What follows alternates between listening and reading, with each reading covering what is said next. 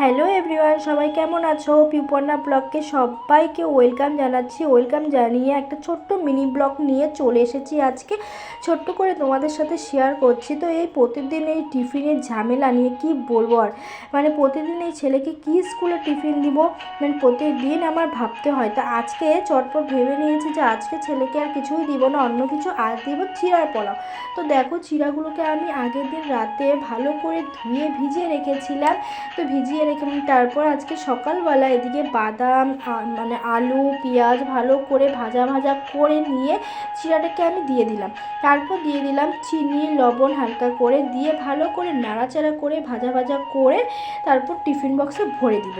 আর এই চিড়ার পোলাওটা কিন্তু খুবই মজা লাগে। যাদের যাদের এই মানে টিফিনের ঝামেলা আছে, এই চিড়ার পোলাওটা কিন্তু বানাতেও বেশিক্ষণ টাইম লাগে না।